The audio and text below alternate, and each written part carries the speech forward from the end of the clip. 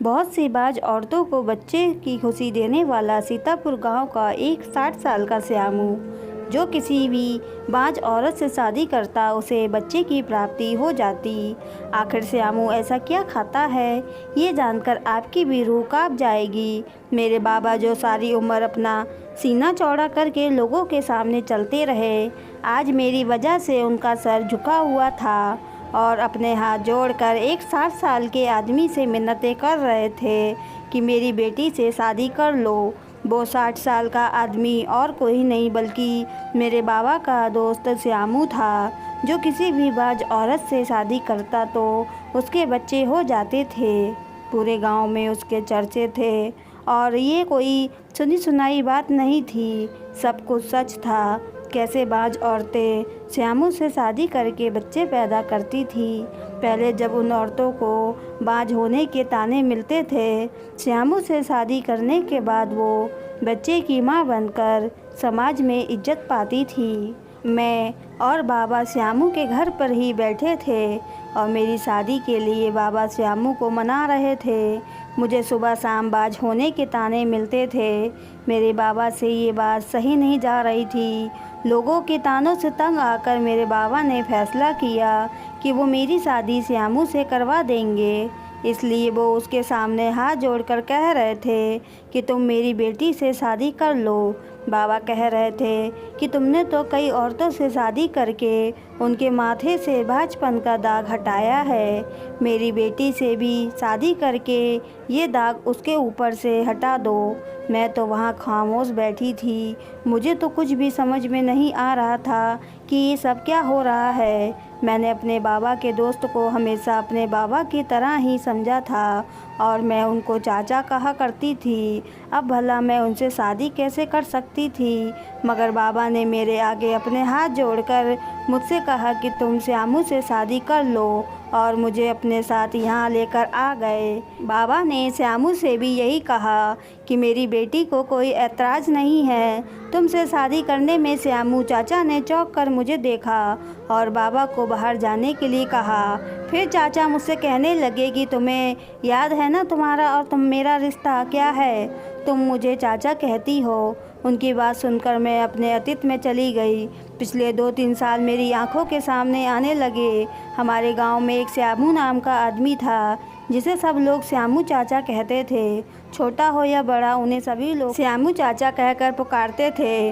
वो मेरे बाबा के भी बहुत अच्छे दोस्त थे। मुझे अच्छे से याद है, जब मैं 6ठी कक्षा में पढ़ती थी, हम सब गांव के बच्चे मिलकर उनके घर टीवी देखने जाते थे, क्योंकि हमारे पूरे गांव में सिर्फ उन्हीं के घर टीवी था। हैरत की बात यह थी कि वह अपने घर में अकेले रहते थे, उनके घर में कोई भी औरत नहीं थी। हम बच्चे उनसे पूछते थे कि श्यामू चाचा आप शादी क्यों नहीं कर लेते। उस समय हमें शादियों में जाने का बहुत शौक़ था। वो भी हमसे कहते थे कि बच्चों, अभी मेरी शादी की उम्र नहीं हुई है। उनकी ये बात सुनकर हम सब बच्चे हंसने लगते थे, क्योंकि वो हमारे माता पिता की उम्र के ही थे। जब मैं छोटी थी तो गांव के लोगों के साथ पूरे गांव में घूमती रहती थी। जब मैंने 10वीं कक्षा पास कर ली तो मेरी माँ ने मुझे घर पर ही बिठा दिया। पूरे गांव में सिर्फ श्यामू चाचा ही सबसे अमीर थे। उसकी ना कोई पत्नी थी और ना ही कोई बच्चा था। वो शहर में कुछ काम करते थे और वहाँ से अच्छे खासे पैसे कमा कर लाते थे। उनके पास बहुत सारा रुपया पैसा था। गांव के सभी लोग पैसों की वजह से उनकी बहुत इज्जत करते थे और उन्हें शादी का मशवरा भी देते रहते थे। मेरे बाबा की भी श्यामू चाचा से अच्छी खासी दोस्ती थी। मेरे बाबा जब भी श्यामू चाचा से मिलने जाते तो उनसे कहते कि श्यामू तू शादी क्यों नहीं कर लेता, तेरे पास इतना रुपया पैसा है तो किसके लिए छोड़ कर जाएगा। तेरे जाने के बाद इस दौलत का कोई वारिस तो होना चाहिए ना। श्यामू चाचा के भी दिमाग में बाबा की बात आ गई। उन्होंने कहा ठीक है, मैं शादी के लिए तैयार हूँ। ये बात सुनकर सब लोगों को बहुत खुशी हुई। सब ने उनके लिए रिश्ते तलाश करने शुरू कर दिए। लेकिन जब श्यामू चाचा ने अपनी पसंद बताई तो सब लोग हैरान रह गए। चाचा ने कहा कि वो बीना मौसी से शादी करना चाहते हैं। चाचा की इस बात से तो सबको झटका लगा था। जो भी ये बात सुनता उसे यकीन नहीं आता था। सब सोच रहे थे कि चाचा आखिर बीना से शादी क्यों करना चाहता है। बीना मौसी हमारे गांव की वो औरत थी जिसे उनके खानदान वालों ने भी छोड़ दिया था। बीना मौसी की शादी हमारे गांव में ही हुई थी, लेकिन शादी के 6 साल बाद वो भी मां नहीं बन सकी तो उनके पति ने उन्हें बाज कहकर तलाक दे दिया था। कुछ समय बाद उन्होंने दूसरी शादी कर ली, मगर इस बार भी बच्चे की वजह से उनका घर न बच सका। अब तो पूरे गांव को पता चल गया था कि बीना मौसी एक बांझ औरत है और उसके बच्चे नहीं हो सकते। इस वजह से उसने किसी से शादी नहीं की थी। उनके परिवार वालों ने भी उन्हें छोड़ दिया था। वो लोगों के घरों में काम करके अपना गुजारा करती थी। वो औरत जिसको उसके खुद के परिवार ने ही छोड़ दिया हो और उसका रिश्ता आ जाए, वो इतने अमीर आदमी का तो हैरत तो होगी ना। जब मेरी माँ ने ये बात सुनी तो कहने लगी, मुझे तो कुछ गड़बड़ लगती है। जो श्यामू ने उसके लिए रिश्ता भेजा है, ज़रूर उसने ही श्यामू को अपने पीछे लगा रखा होगा। बाबा ने माँ को डांटते हुए कहा कि बिना वजह किसी पर इल्ज़ाम नहीं लगाते। वो तो बेचारी बहुत शरीफ औरत है, उसे तो पता भी नहीं था कि श्यामू ने उसके लिए रिश्ता भेजा है। इस समय ये हमारी बातें हो रही थी।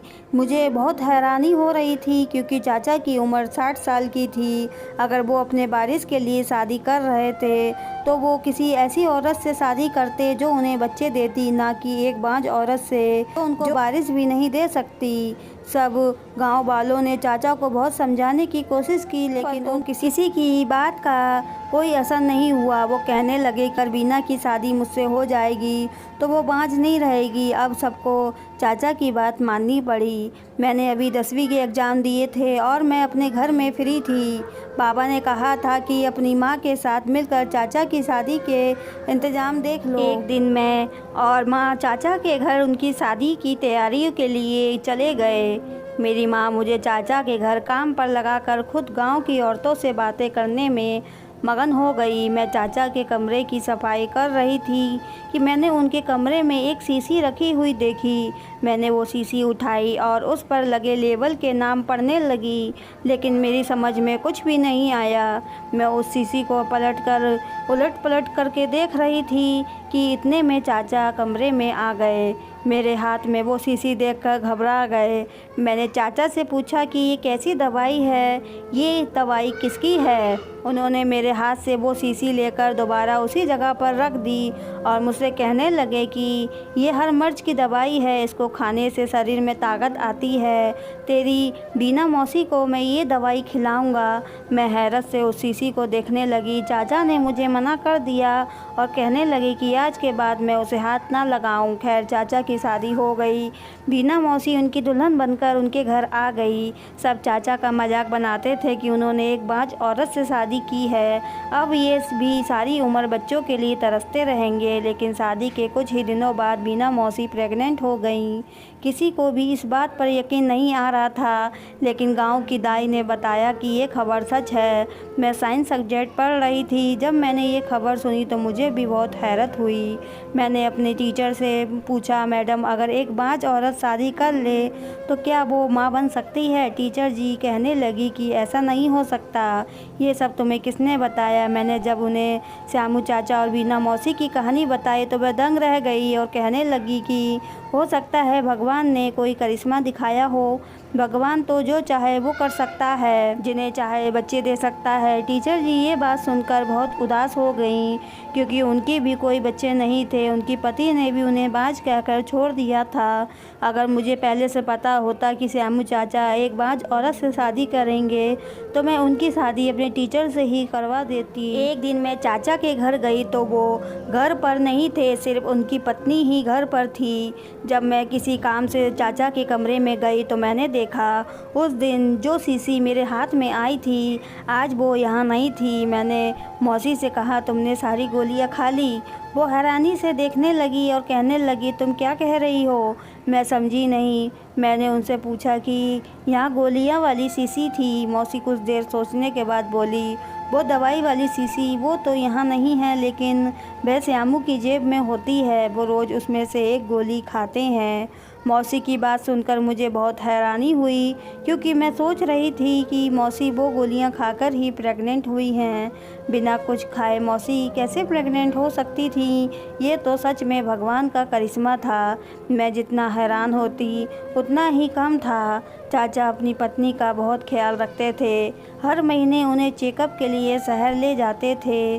चाचा अपनी पत्नी को डिलीवरी के लिए भी शहर के एक बड़े हॉस्पिटल में लेकर गए थे। चाचा के पास पैसों की कोई कमी नहीं थी। अगले दिन खबर आई कि उनकी पत्नी ने एक बेटे को जन्म दिया है। वो दोनों अपने बेटे को लेकर गांव आ गए थे। सब लोग बहुत खुश थे। पूरे गांव में मिठाइयाँ बांटी जा रही थीं। लेकिन 2 महीने बाद ही बीना मौसी की बहुत ज़्यादा हालत ख़राब हो गई और अचानक ही उनका देहांत हो गया। यह खबर सुनकर तो सबके सर पर आसमान टूट पड़ा था। बीना मौसी की मौत को कुछ दिन ही गुजरे थे कि गांव वाले चाचा से दूसरी शादी के लिए कहने लगे। सब लोग चाचा से कहने लगे कि पहले तो तुम अकेले थे, लेकिन अब तुम्हारे ऊपर एक बच्चे की जिम्मेदारी है। इसकी परवरिश के लिए तुम्हें माँ की ज़रूरत है। तुम दूसरी शादी कर लो। लेकिन चाचा ने कहा कि मैं अगर अब शादी करूँगा तो किसी बाज औरत से ही करूँगा। मुझे उम्मीद है कि मुझसे शादी करके उसकी गोद हरी भरी हो जाएगी। जब मैंने चाचा की ये बात सुनी तो मेरे दिमाग में अपनी टीचर का ख्याल आया। चाचा मेरे टीचर से उम्र में बहुत ज़्यादा बड़े थे, इसलिए मैं सोच रही थी पता नहीं टीचर के घर वाले शादी के लिए मानेंगे या नहीं। लेकिन जब मेरी माँ ने उनके घर वालों से बात की तो वह फ़ौरन इस शादी के लिए मान गए। कुछ दिनों में ही मेरी टीचर की और चाचा की शादी हो गई। सब लोग बहुत खुश थे कि दोबारा से चाचा को पत्नी मिल गई और उनके बच्चे को माँ मिल गई। किसी को भी उम्मीद नहीं थी कि फिर से चाचा से शादी करने के बाद एक बाज औरत बच्चा पैदा कर लेगी, लेकिन फिर से ऐसा ही हुआ। मेरी टीचर ने एक बहुत ही सुंदर लड़की को जन्म दिया, लेकिन वो बच्चा ना चाचा पर गया था और ना ही मेरी टीचर पर। अब तो सारे गांव में इसी बात का चर्चा होने लगा था। लोग कहते थे कि जरूर चाचा के पास कोई राज है या वो कुछ ऐसी चीज़ खाते हैं जिसे बाज औरतें भी प्रेग्नेंट हो जाती हैं। गांव वालों ने चाचा से ये राज जानने की बहुत कोशिश की, लेकिन वो किसी को भी कुछ नहीं बताते थे। मेरे बाबा तो उनके बहुत अच्छे दोस्त थे, लेकिन उन्होंने बाबा को कुछ नहीं बताया था। मैं खुद ये सब देखकर बहुत ज़्यादा हैरान होती थी। मैंने अपनी टीचर से भी बहुत बार इस बारे में पूछा था, लेकिन वो कहती थी कि भगवान की कृपा है जो उसने मुझे औलाद दी। कुछ दिनों बाद मेरी टीचर ने श्यामू चाचा से तलाक ले लिया और उन्होंने एक दूसरी बाज औरत से उनकी शादी करवा दी। उसके बाद वो अपने बेटे को लेकर गांव से चली गई। ये सब देखकर गांव वालों को बहुत हैरानी हो रही थी। पहले तो बाज औरतों को बच्चा पैदा करना और फिर मेरी टीचर जी का उनका तलाक लेकर चले जाना, और चाचा ने भी उनको तलाक दे दिया था। उनसे इस बारे में कोई सवाल नहीं किया। आखिर माजरा क्या था, किसी को भी कुछ समझ नहीं आ रहा था। तीसरी बीवी से भी चाचा को एक ही साल के अंदर बच्चा हो गया। फिर कुछ समय बाद चाचा के यहाँ एक और औलाद हुई। 65 साल की उम्र तक चाचा की 5 औलादें हो चुकी थी। अब तो आसपास के गांव में भी ये बात उड़ चुकी थी कि जो भी बाज औरत हो वो चाचा से अगर शादी कर ले तो उसकी औलाद पैदा हो जाएगी। अब तो चाचा की दौलत भी कम होने के बजाय बढ़ती ही जा रही थी। चाचा ने काम करना भी छोड़ दिया था, फिर भी पता नहीं कैसे उनकी दौलत में कमी होने के बजाय वो तो उल्टा बढ़ती ही जा रही थी। शायद भगवान की उन पर कुछ ज़्यादा ही कृपा बनी हुई थी।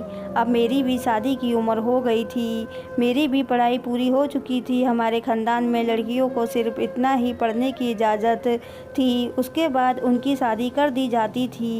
लेकिन मैं आगे पढ़ना चाहती थी। मैंने बाबा से इस बारे में बात की, लेकिन उन्होंने मेरी कोई बात नहीं सुनी और मेरे लिए रिश्ता देखना शुरू कर दिया। लेकिन मैंने बाबा से कहा कि मैं शहर में शादी करना चाहती हूँ, मुझे इस छोटे से गांव में शादी नहीं करनी। मैंने सुना था कि शहर के लोग बहुत ही खुले जहन के होते हैं, वो अपनी औरतों पर पाबंदियाँ नहीं लगाते। मेरा बहुत मन था कि मैं घूमूं फिरूं और मेरा एक शौक़ था कि मैं बहुत सारी पढ़ाई करूं। मेरा ये शौक़ शहर जाकर ही पूरा हो सकता था, यहाँ गाँव में रहकर तो मैं कभी भी घूम नहीं सकती थी। अपने सपनों को पूरा करने के लिए मुझे शहर जाने की ज़रूरत थी, लेकिन मेरे बाबा का शहर में कोई नहीं था। हमारे सारे रिश्तेदार और जान पहचान वाले सब लोग गांव के ही थे। इसलिए बाबा ने श्यामू चाचा से कहा कि वो कोई मेरे लिए शहर में रिश्ता देखे। वो शहर में शादी करना चाहती है। चाचा ने भी कहा ठीक है। बदकिस्मती से उन्हीं दिनों चाचा की पत्नी का फिर से देहांत हो गया और चाचा फिर से अकेले हो गए। उन्होंने अपने बच्चों के लिए एक आया रख ली। वो अपने बच्चे अकेले नहीं संभाल सकते थे क्योंकि उनकी भी अब उम्र हो गई थी। इस दौरान चाचा के पास कई बाँझ औरतों के रिश्ते आए क्योंकि सब लोगों को पता चल गया था कि चाचा से शादी करने के बाद कोई भी औरत बाँझ नहीं रहती। लेकिन फ़िलहाल चाचा ने शादी को मना कर दिया था। उनकी तबीयत भी अब ठीक नहीं रहती थी। इसी वजह से वो बहुत दिनों से शहर भी नहीं जा सके थे। वो अपने ही गम में थे। इसलिए बाबा ने उनसे दोबारा मेरे रिश्ते को भी नहीं कहा। लेकिन बाबा को मेरी शादी की बहुत जल्दी थी क्योंकि मेरी शादी की उम्र हो गई थी और सारे गांव वाले बातें कर रहे थे। मैंने सोचा कि इससे पहले बाबा मेरी शादी गांव में ही किसी के साथ कर दे, मैं खुद चाचा से अपने रिश्ते की बात करके आती हूँ। मैं चाचा से बचपन से ही बहुत हंसी मजाक करती थी, इसलिए मैं उनसे इस बारे में आराम से बात कर सकती थी। मैं अपने बाबा और माँ को बिना बताए चाचा के घर की तरफ चली गई। जैसे ही मैंने उनके घर में कदम रखा तो मुझे अंदर से जानी पहचानी सी आवाज़ आई। मैंने कमरे में झाँक कर देखा तो मेरे पैरों तले से ज़मीन निकल गई क्योंकि मेरा शक ठीक निकला था। अंदर मेरी टीचर जी थी जो अपने बेटे को गोद में लिए हुए बैठी थी। वो चाचा से कह रही थी कि आप किसी बाँझ औरत से शादी कर लें, उनको भी समाज में इज्जत मिल जाएगी और बच्चे की परवरिश भी अच्छे से हो जाएगी। चाचा कहने लगे कि अब मुझे किसी भी औरत पर भरोसा नहीं रहा। तुम लोगों ने तो ये राज अपने सीने में छुपा कर रखा कि कैसे मुझसे शादी करके बाँझ औरतें प्रेग्नेंट हो जाती हैं। अगर किसी ने ये राज खोल दिया तो अच्छा नहीं होगा। पूरे गांव के सामने हमारी बेइज्जती हो जाएगी। मैं नहीं चाहता कि हम में से किसी की भी बदनामी हो। जो राज सालों से छुपा हुआ है वो छुपा हुआ ही रहे तो बेहतर है। अब मैं अकेला ही ठीक हूँ। मैंने बहुत गौर से उनकी बातें सुनने की कोशिश की लेकिन मुझे खुलकर नहीं बताया। बंद लफ्ज़ों में बात कर रहे थे जिसकी वजह से मुझे कुछ भी समझ नहीं आ रहा था। मैं वहीं खड़ी थी कि टीचर जी बाहर आ गईं और मुझे देखकर उनके चेहरे का रंग उड़ गया। मैंने टीचर जी से उनके बेटे को अपनी गोद में ले लिया और उसे प्यार करने लगी। मैंने उनसे कहा कि मुझे समझ नहीं आया था कि आप चाचू को छोड़कर क्यों चली गई थी, और अगर छोड़कर चली गई थी तो अब आप इनसे छुपकर मिलने क्यों आती हैं। मेरी बात सुनकर उन्हें थोड़ा गुस्सा आया और कहने लगी, मैं कोई छुपकर मिलने नहीं आती हूँ, सिर्फ आज ही आई हूँ। मुझे किसी ने बताया था कि उनकी पत्नी का देहांत हो गया है, इसलिए मैं मिलने के लिए आ गई। मैंने भी टीचर जी से आंखें फेरते हुए कहा कि एक बार जो छोड़कर चला जाए वो पलटकर वापस नहीं आता। अगर आप उन्हें छोड़कर नहीं गई होती तो वो आज इस हालत में अकेले नहीं होते। लेकिन आपको तो पता नहीं किस बात की जल्दी थी कि आपने उनसे तलाक लिया और उनकी दूसरी शादी करवा कर यहाँ से चली गई। आप तो हमें मोहब्बत और वफ़ा के बारे में पढ़ाती थी, लेकिन आप तो खुद ही किसी का साथ नहीं दे सकी और उसे छोड़कर चली गई। हमारी बातों को सुनकर चाचा बाहर निकल आए और वो मुझे गुस्से से देखने लगे। कहने लगे, तुम क्यों ऐसी बदतमीजी कर रही हो, ये तुम्हारी बड़ी है। मैंने चाचा से कुछ कहना चाहा लेकिन उन्होंने इशारे से ही मुझे चुप रहने के लिए कहा और टीचर जी से कहने लगे कि तुम जाओ, इसकी मैं खबर लेता हूँ। टीचर जी खामोश होकर वहाँ से चली गई। मुझे तो उन दोनों पर हैरानी हो रही थी कि तलाक होने के बाद भी वो आपस में इतने अच्छे से बात कर रहे थे। अक्सर देखा जाता है कि तलाक के बाद तो लोग एक दूसरे को देखना भी पसंद नहीं करते। यहाँ तो मामला ही उल्टा नज़र आ रहा था। असल हैरत तो मुझे चाचा पर हो रही थी कि उन्होंने टीचर से शादी की, उनको औलाद दी, अपना नाम और पैसा सब कुछ दिया, समाज में उन्हें सिर उठाने के काबिल बना दिया, लेकिन फिर भी वो चाचा को तलाक देकर चली गईं और चाचा ने भी उनसे कुछ नहीं कहा, बल्कि अभी वो उनसे इतना प्यार से बात कर रहे थे। टीचर जी के जाने के बाद चाचा मुझसे कहने लगे कि ये कौन सा तरीका होता है बड़ों से बात करने का, वो बड़ी हैं तुम्हारी, तुम्हें उनकी इज्जत करनी चाहिए। ये सब सुनकर मैं चाचा से कोई बात किए बिना ही अपने घर वापस आ गई। जब मैं अपने घर वापस आई तो मैंने देखा कि मेरे बाबा के दोस्त घर पर बैठे थे और मुझे जिस बात का डर था वही हुआ। वो मेरा रिश्ता लेकर आए थे और बाबा ने मेरा रिश्ता भी उनके बेटे से पक्का कर दिया था। मैंने बाबा से बहुत मना किया कि मैं उनके दोस्त के बेटे से शादी नहीं करूंगी, क्योंकि वो लोग अनपढ़ और जाहिल हैं। मैं इन लोगों में खुश नहीं रह सकती, लेकिन बाबा ने मेरी कोई बात नहीं सुनी और ज़बरदस्ती मेरी शादी अपने दोस्त के बेटे से करवा दी। मुझे शुरू से ही इनके घर का माहौल पसंद नहीं आता था। वो लोग बहुत अमीर थे, लेकिन तमीज़ नाम की उनके घर में कोई चीज़ नहीं थी। मेरे पास कोई और चारा नहीं था। मजबूरी में अपने बाबा की इज्जत की खातिर मुझे शादी करनी पड़ी। मेरी शादी को 3 साल हो गए थे। पिछले 2 साल मैंने जैसे तैसे गुजारे, बस मैं ही जानती थी। मैं अपनी ससुराल में बहुत मुश्किल से रह रही थी। मैं भगवान से दुआ करती थी कि इन लोगों से मेरी जान छूट जाए, लेकिन मेरी जान ऐसे छूटेगी मैंने ये नहीं सोचा था। मैं माँ बनने वाली थी तो मेरी नंद ने मुझे सीढ़ियों से धक्का दे दिया था। मैं पेट के बल पूरी सीढ़ियों से गिरती हुई नीचे आ गई। जब मेरी आंखें खुली तो मैं हॉस्पिटल के कमरे में थी। मैं अपने बच्चे को खो चुकी थी। डॉक्टर ने कहा कि अब मैं कभी माँ नहीं बन सकती। ये सुनकर मेरे ससुराल वालों ने मुझे मेरे माता पिता के घर छोड़ दिया और कहने लगे कि जब ये हमें बच्चे नहीं दे सकती तो हम इसे अपने पास रख कर क्या करेंगे। बल्कि उन लोगों ने तो सारे गांव में ये उड़ा दी थी कि मैं एक बाँझ हो चुकी हूँ। इसी वजह से मेरे रिश्ते आने भी बंद हो गए थे। बाबा जब भी घर से बाहर जाते तो लोग उनसे मजाक में कहते कि अपनी बेटी की शादी श्यामू चाचा से कर दो, ये भी बच्चे पैदा कर देगी। बाबा लोगों के तानों से तंग आ गए थे, इसलिए आज मैं अपने बाबा के साथ श्यामू चाचा के घर में बैठी थी। बाबा मुझे उनसे बात करने के लिए अकेला छोड़कर बाहर चले गए थे। चाचा मुझसे कहने लगे कि मैं जानता हूँ तुम हमेशा इस बात के पीछे पड़ी रही हो कि तुम्हें मेरा राज पता चल जाए कि कैसे बाँझ औरतें मुझसे शादी करने के बाद बच्चे पैदा कर लेती हैं। तुम क्या पूरा गांव ही मुझसे इस बारे में सवाल करता रहता है, लेकिन मैंने कभी भी किसी को कुछ नहीं बताया। लेकिन आज मैं तुम्हें अपना ये राज बता रहा हूँ। जब मैं 25 साल का था तब मैं बीमार हुआ और डॉक्टर के पास अस्पताल गया तो उसने मेरा पूरा बॉडी चेकअप करने के बाद बताया मुझे बचपन से ही बीमारी थी, लेकिन किसी ने इस बात को नोटिस नहीं किया और बढ़ते बढ़ते मेरी बीमारी इतनी बढ़ गई कि डॉक्टर को मेरा ऑपरेशन करना पड़ा। ऑपरेशन के बाद डॉक्टर ने मुझे बताया कि अब मैं कभी भी बाप नहीं बन सकता। अब मैं बाप बनने के हक से महरूम हो गया। पूरे ख़ानदान में ये बात फैल गई थी। मेरे ख़ानदान के ही लोग मुझे अजीब नज़रों से देखते थे और मुझे ताने देते थे। हर कोई मुझ पर तरस खाता था। मेरी मंगनी टूट गई थी। मेरे छोटे भाई बहनों की भी शादी हो गई थी और सब अपनी अपनी ज़िंदगी में मगन हो गए थे। मेरे माता पिता के देहांत के बाद मेरे परिवार में किसी को भी मेरी ज़रूरत नहीं थी, इसलिए मैं अपना घर छोड़कर इस गांव में चला आया। जब मैं किसी से शादी तो नहीं कर सकता था, इसलिए मैंने काम करना शुरू कर दिया। मैंने दिन रात मेहनत करके इतने पैसे कमाए कि लोग मेरी बहुत ही ज़्यादा इज्जत करने लगे। यहाँ मेरी कुछ लोगों से दोस्ती हो गई और मेरी ज़िंदगी अच्छी गुजरने लगी। मेरे दोस्त भी मुझसे शादी के लिए कहते थे, मगर मैं जानता था कि कोई भी औरत मेरा सच जानने के बाद मुझसे शादी नहीं करेगी।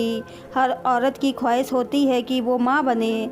जब मैं एक औरत को माँ नहीं बना सकता तो मैं उससे शादी भी नहीं कर सकता था। इसलिए मैंने सोचा था कि मैं ज़िंदगी भर अकेला ही रहूँगा। मैं अपने दोस्तों को ये बात कैसे बताता, इसलिए मैं उनसे कोई ना कोई बहाना बना दिया करता था। मुझे बीना को देखकर बहुत दुख होता था। वो बेचारी भी मेरी तरह बचपन के ताने सुनते आ रही थी। मुझे उनका दुख बिल्कुल अपना जैसा लगता था। उस बेचारी को भी उसके परिवार वालों ने छोड़ दिया था, जैसे मुझे मेरे परिवार वालों ने छोड़ दिया था। जब मुझसे सब लोगों ने कहा कि मैं इतनी दौलत किसके लिए छोड़ कर जाऊँगा, तो मुझे एहसास हुआ कि मुझे अपनी दौलत किसी के काम में लगा देनी चाहिए। मैंने सोचा कि मैं एक अनाथ आश्रम से बच्चे को लेकर उसकी बेहतरीन परवरिश करूँगा, लेकिन मैं अकेले बच्चे को नहीं पाल सकता था। उसके लिए मुझे एक माँ की ज़रूरत थी। फिर मेरे जहन में ख्याल आया, मैंने बीना के लिए रिश्ता भेजा, लेकिन उसे सारी बात सब कुछ सच सच पहले ही बता दी थी कि वो भी माँ नहीं बन सकती और मैं भी बाप बनने के काबिल नहीं हूँ। तो हम दोनों शादी कर लेते हैं और बच्चे को गोद ले लेंगे। बीना ने भी इस काम के लिए हाँ कर दी और हम दोनों ने शादी कर ली। शादी के बाद मैंने सोचा कि अब अगर हम बच्चा गोद लेते हैं तो लोग हमें फिर भी ताना देंगे कि बांस थी और बच्चे को गोद लेना पड़ा। गांव वाले और ये समाज हमें वो इज्जत नहीं देगा और ना ही वो इस बच्चे को हमारा सगा बच्चा मानकर इज्जत देंगे। इसलिए मैंने गांव की दाई को उसके मुंह मांगे पैसे दिए और उससे कहा कि पूरे गांव में ऐलान कर दे कि बीना माँ बनने वाली है। उसने ऐसा ही किया। 9 महीने बाद हम डिलीवरी के बहाने से शहर चले गए और वहाँ अनाथ आश्रम से एक बच्चे को गोद लेकर आ गए। बीना को भी बाजपन के तानों से छुटकारा मिल गया था। वो मेरी बहुत ज़्यादा एहसानमंद थी, लेकिन उस बेचारी के जीवन के दिन ही कम बचे थे। उसे कैंसर हो गया और वो इस दुनिया से चली गई। फिर तुम्हारी टीचर जी से मुझे शादी करनी पड़ी। वो भी अच्छी औरत थी। उसको भी समाज में इज्जत दिलाने के लिए हमने यही वाला तरीका अपनाया। इस बार भी हमने एक बच्चा गोद लिया था। मेरी ख्वाहिश थी कि मैं इन बच्चों की परवरिश अच्छे से करूं।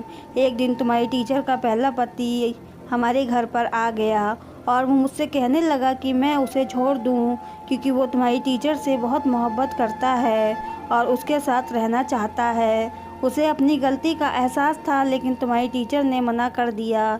उसने कहा कि वो भी अपने पहले पति से बहुत प्यार करती है, लेकिन मुझे नहीं छोड़ सकती। मेरी वजह से उसे समाज में इज्जत मिली। अब वो मुझे किसी भी हाल में छोड़कर नहीं जाएगी, लेकिन मैंने उसकी खुशी की खातिर उसे छोड़ दिया। वो मुझे तलाक देना नहीं चाह रही थी, लेकिन वो अपने पति से बहुत प्यार करती थी और मैं दो प्यार करने वालों को अलग नहीं कर सकता था। इसलिए मेरे जोर देने पर उसने मुझे तलाक दे दिया। तलाक होने के बाद उसने मेरी शादी अपनी एक बाज सहेली से करवा दी, ताकि मैं अकेला ना रहूं और मेरे बच्चे की भी परवरिश अच्छे से हो सके। उसे भी मेरे बारे में सब कुछ मालूम था। उसे रहने के लिए एक छत चाहिए थी। बैठे बिठाए उसे पति और औलाद और इज्जत मिली, तो वो भी मेरी शुक्रगुजार हो गई। तुम्हारी टीचर अपने बेटे को साथ लेकर चली गई, क्योंकि वो उसकी परवरिश खुद करना चाहती थी। इसलिए मैंने उसे वो बच्चा ले जाने दिया और खुशी खुशी उसे रुखसत कर दिया। मेरी तीसरी पत्नी भी बहुत अच्छी थी। उसके बाद हमने 2 बच्चे अडॉप्ट किए थे, लेकिन उसकी ज़िंदगी भी बहुत थोड़ी थी। कुछ दिनों में उसका देहांत हो गया। ये है मेरा सारा राज। इसको कोई नहीं जानता था और मेरे बारे में लोग अजीब अजीब बातें करते थे। मैं सिर्फ उन बाज औरतों को समाज में इज्जत और उन बच्चों की परवरिश अच्छे से करना चाहता था। उनको छत देना चाहता था, माँ बाप का प्यार देना चाहता था। इसलिए मैंने ये सब कुछ किया, लेकिन तुम्हारे पिता को ये सब कुछ नहीं करना चाहिए था। तुम तो जानती हो, मैंने हमेशा से तुम्हें अपनी बेटी समझा है। मैं तुमसे शादी करने का सोच भी नहीं सकता। चाचा ने बताया कि उनको भी कैंसर हो चुका है और उनके पास भी बहुत दिन कम बचे हैं। अब उन्हें इन बच्चों की फ़िक्र लगी रहती है कि उनके जाने के बाद इनका कौन ख्याल रखेगा। मैंने चाचा से कहा कि आप फिक्र ना करें, आज से इन बच्चों की सारी जिम्मेदारियां मेरी हैं। मैं इनको इनकी माँ बनकर पालूंगी और आपका ये राज भी मेरे सीने में दफन रहेगा। मैंने बाबा से भी साफ साफ कह दिया कि औलाद का क्या है, मैं इन बच्चों को ही पाल कर अपनी ज़िंदगी काट लूँगी। कुछ दिनों बाद चाचा का देहांत हो गया। उन्होंने अपनी सारी जायदाद उन बच्चों की और मेरे नाम कर दी थी। अब मुझे अपनी ज़िंदगी का मकसद मिल गया था। किसी की शादी ना होने से या बच्चे ना होने से उसकी ज़िंदगी ख़त्म नहीं हो जाती, बल्कि उसे अपनी ज़िंदगी गुजारने के लिए कोई ना कोई मकसद मिल ही जाता है, जैसे मुझे मिल गया। अगर आपको हमारी ये कहानी अच्छी लगी हो तो चैनल को सब्सक्राइब, वीडियो को लाइक ज़रूर करें। और प्यारी कहानी सुनने के लिए और देखने के लिए आपका बहुत बहुत धन्यवाद। Please like, share and subscribe. Thanks for watching.